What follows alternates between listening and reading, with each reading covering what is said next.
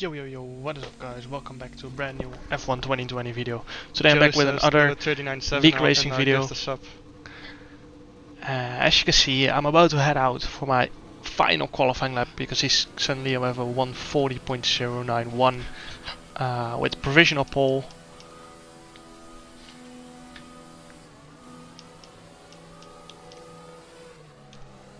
As you can hear there, Joe said to me he was gonna get or give me a sub if I did a 39.7. My PB was a 39.800. 40.0. That's looking a little bit unlikely, but you never know, of course. You never know. Different times. F1 Esports Poll was a 140.05, I think so. Yeah. But obviously that was quite a while ago. So, yeah, looking to get into the 39s at least, as I want to be within 2/10 of my personal best. So, looking to maybe do a 39.9 or 39, a high 0.8. In PSGL a while ago, or I think around 1 week ago, I did do a 39.98, but that was full qualifying, and full qualifying Q3 has quite a bit more grip than short qualifying here. So I did a 39.8 flat in short qualifying, which I was really happy with. So looking to improve that 39.98 I did in PSGL, though already be really good as short qualifying has less grip, as I said before. So I'm just gonna heat up my tires, get a gap in front of me, so I don't have to slow down too much in the last sector. 1 minute and 3 seconds remaining. Some people might get a little bit in trouble trying to get a lap in, as there's quite a big group behind me. So by the time we cross the line, there will be like 30 seconds remaining. So just putting the last bit of heat into the front tires. Front tires are always the hardest to heat up. We're currently leading the championship as well, actually. We missed the first 3 rounds, but we're leading at the moment. Hoping to extend, of course. My teammate Patrick Crouch in P2 in the Drivers' Championship, so we're leading comfortably in the Constructors. So now, preparing my lap very well, trying to get as much speed as possible into my flying lap, braking at 100 meters down to second gear. And as you can see, poor exit. Not a great exit, let's keep it that way. 100 down on my second push lap. So now heading through a Rouge and Radion, all easy flat, keeping a little bit of margin for track limits there so I don't invalidate by accident. Now heading towards the second sector. I think the section is called Le Combe, not sure. Down to fourth gear, as you can see, carrying I think not enough speed through there. See only still 200s down, 100 down, and then going through here. I think this time we get it slightly better than the lap before. You can see we're gaining quite a little bit of oversteer, as I had on my world record lap as well. Now through the left-hander is where I lost quite a bit of time. I think I lost half a 10 through there, and then going through Pouon, quite a decent improvement, 300-400s up, and then through another chicane down to fourth gear, short shift to fifth, and then up to 6 before I turn in to the left. Again 700s up fourth gear through here, short shift to fifth, and then 110 up going into the final sector. But my final sector was a very solid one on the push lap I did before, so it's gonna be very hard to improve that one. All easy flat through Blanchimont, 8th gear, and then I'm gonna turn off ERS briefly to none, as you can see there, and then second gear through here, back end stepped out slightly, and then back onto the power. It's gonna be 140.001, and that is pole by almost 2/10, so not completely happy as I was quite far off my PB, but it's gonna be enough for pole as Josh is about to finish his lap. Coming across the line, he's gonna go to 140. No improvement, so that's it. Disappointing. I do 8 flat in practice and now can't even do a 39. So yeah, not completely entirely happy with the lap, but anyway, let's head into the race. So heading towards my strategy, as you can see, soft to medium is more than doable around Spa. The hards are just too slow, tire wear is not very high, so we can use the mediums. You can see I go with plus 2.8 laps of fuel. So yeah, let's go to the start now. Everyone in the top 10 is starting on softs, not like last race around Spa. where we could choose because Q2 was wet. Now it's literally everyone on the softs. So lining up on the grid now, ahead of Fabrizio Donoso, Josh Idowu, Daniela Dutt and Alvaro Caraton. Starting on pole position on the right hand side, it's 5 red lights, and away we go. Pretty decent initial start. Second phase was slightly worse than the one from Fabrizio Donoso. Heading into turn 1, still ahead, but obviously Fabrizio trying to make the undercut coming out of there, carrying more speed down the straight. I turn off overtake going into Eau Rouge as everyone will be stuck behind me anyway. And then once I get through Radion, I turn on my overtake again to defend. Going into La Combe, we are going side by side, but we just about managed to stay ahead. You can see I go a little bit deep, losing the backhand a little bit here, or didn't look like it, but that felt like it at the time. And then we luckily managed to stay in P1, which is not too important. You just need to either be P1 or P2. Even P3 is quite okay. But yeah, it's better to head into the pits first, as you have track position, of course. And then maybe you can reduce the undercut if you stay out 1 lap longer if you're ahead. But you can see there, Fabrizio straight away coming out of pool and probably turning on overtake as he was super fast in that little part in between. He gained like 1/10, so it means he's wanting to give up a lot of ERS to get track position. But I'm gonna play the patient game, as there's no need to drive in P1 for the wall race if you get overtaken with 3 laps to go. So that's my goal for now. I'm just gonna try and save my tires, stretch the first stint a little bit, and then maybe come back in the final few laps. As Fabrizio again gained quite a bit on that straight on Blanchimo, and again on this little straight he's gained. You can see he only on this little straight he gained 1.5 so he's probably using quite a bit of ERS there. And coming out of turn 1, I'm going to use a little bit of overtake as well, as I'm quite high on ERS to keep track position for at least 1 more lap. You can see Fabrizio I think didn't went for the overtake, but then he turns it on a little bit later. At the time, his teammate Nicolas Longuet came into the chat saying they were running low wings, so I already knew what was up. He was just using a lot of ERS trying to tell me they were running low wings, but they were not compared to me probably. So yeah, they were trying to play mind games, but in the end they just helped me a little bit. So that was good. Helped me play the strategy to perfection during the race. Still 5 tenths ahead. Again, you can see he's gaining a lot on that middle section, probably using a lot of his battery at the moment. But I'm gonna just try and keep focused, maintain tire wear, as I feel like that's the most important thing at the moment. Keep track position around P1, P2, maybe even drop to P3 if needed. But I just want to stretch this stint 1 or 2 laps longer than the others. So heading towards the start of lap 3 now. Fabrizio is going to get DRS, and you can see he was already gaining out of turn 1. From 5 tenths he brought back to 3 tenths now, and he's going to turn on the DRS, and let's see if he's going to make a move. Yes, he is. A lot more straight line speed right here, and he's going to get past me going into La Combe. So yeah, we did get a fast lap for at the moment, but with Fabrizio getting DRS, he's probably going to break. You can see the rear breaking out right there on the exit. Pushing extremely hard, and that's not what we want to do. I just want to stretch my stint 1 lap longer than his. So that's what I'm going to do. I feel like I have the upper hand going into this race pace wise, so I can manage everything probably slightly better than the others, as it won't cost me as much time. So yeah, that's what I'm going to try and do, and maybe show my pace in the final few laps when it's needed, if I have the opportunity to still be close enough. Because that's always the question as well, how is it going to play out with traffic during the pit stops. It's always very hard, of course. So yeah, just going to play the patient game. You can see Fabrizio pushing really hard with his ERS and tires, probably 7 tenths ahead now. But yeah, as I said, just going to play it patient, and maybe we can do something later on in this stint. So moving on to the end of lap 7 now. Tires are quite worn out at this point. We still have the fast lap of the race. Fabrizio dives into the pits. I think Simon already cut into the pits at the end of lap 6, but we're going to continue for one more lap again, so we have more pace in the end on fresher tires.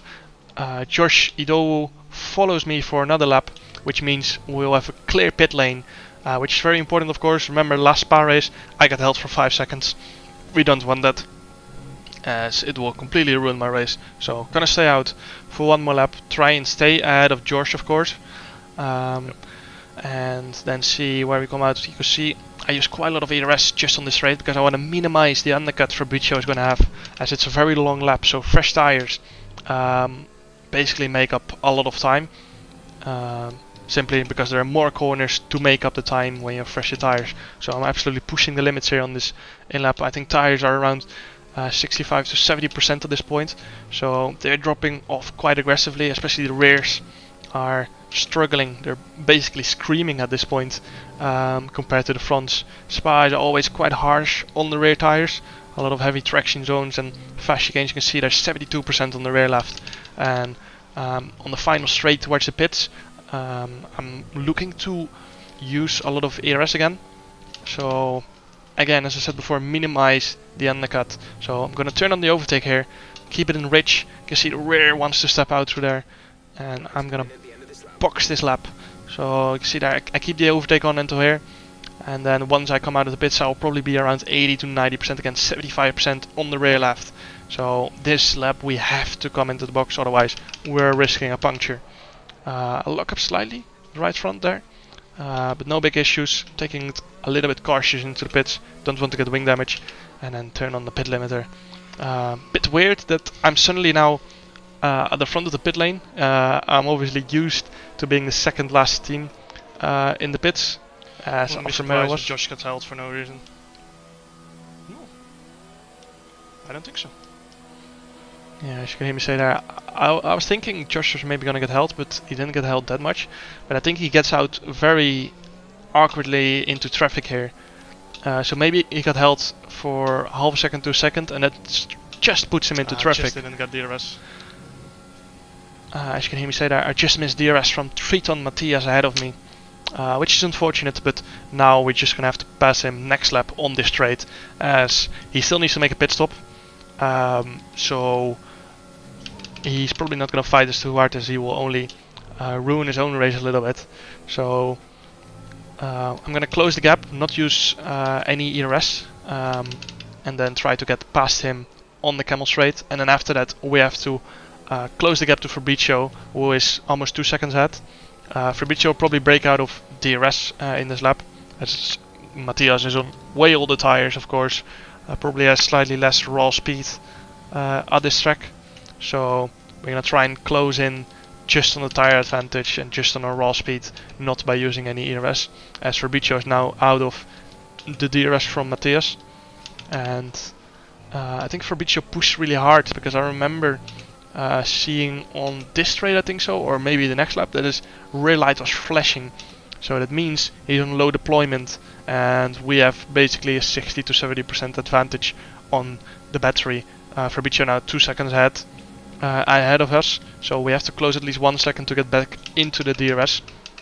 Heading into the final burst stop chicane, Matthias goes wide, which only helps us. Gonna turn on the DRS here, not gonna use any overtakers. Just wanna stay behind him until we get to the DRS detection on the exit of turn 1. Just ahead of Eau Rouge, basically. So just a little bit of overtake there. Gonna turn it off, as otherwise I will get stuck going into Eau Rouge and Radion. Now I'm just gonna use the slipstream from Matthias. Gonna turn on the overtake and let the DRS do the work.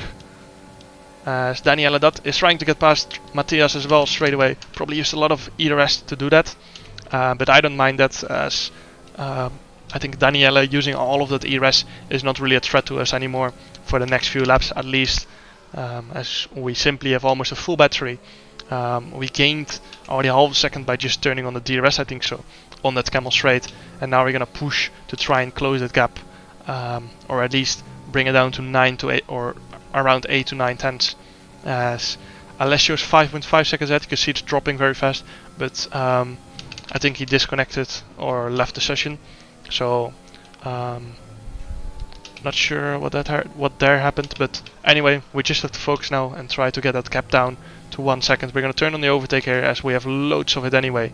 Gonna use quite a bit of it and then turn it off. Yeah, as you can hear me say there, the nose out of ERS. I can see his light flashing. That is 9 tenths behind me, so he's struggling as well. Yeah, Daniela had to use a lot to get past Matthias as he was quite far back coming out of turn 1, and suddenly he was behind me, so probably used a lot of ERS right there. As we come across the line, it's going to be the fastest lap of the race at the moment, and now we're only 1 second behind Fabrizio. So we're probably going to get DRS here. I'm going to turn on my overtake, and the DRS detection zone is right here, so we just missed out by 200s, but that's fine. We still have 50% more ARS than Fabrizio, so we're gonna catch up. We have 1 lap fresher tires. As you can see here, going down the straight, we're already gaining. Right? Yeah. So yeah, I'm gonna keep pushing, use my slightly newer tires, use my fuel because I still have plus 1.5 laps, use my ERS advantage as well. So I'm trying to get past the ghosted car of Alessio. It's quite annoying because if you were behind the ghosted car, you still get dirty air. So going to the left hand there, I had slightly more understeer than usual, so lost a little bit of time, but Fabrizio had the exact same, so not really an excuse.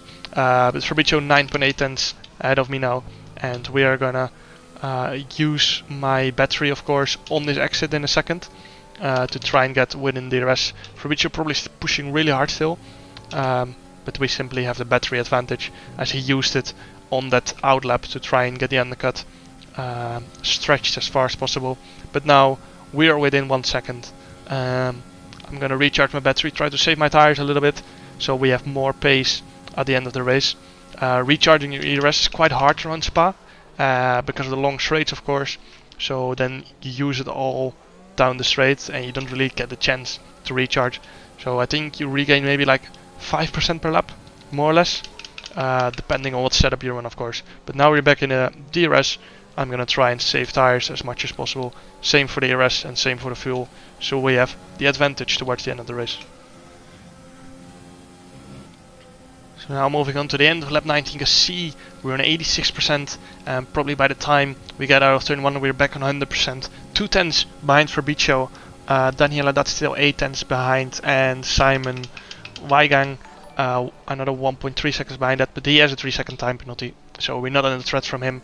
Daniela I think struggling a little bit with ERS as well, as I'm really trying to get close here to get a slipstream out of turn 1 straight away, and you can see hitting 99% on the exit of turn 1.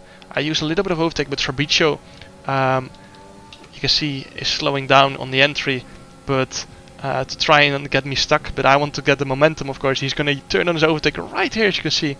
We wait, and then now we turn on the overtake, so I get the maximum advantage of the slipstream, and heading into Le Combe we just had, so we're gonna take the lead with 3 laps to go, and almost a full battery as well, so we played that to perfection, as now we have the lead.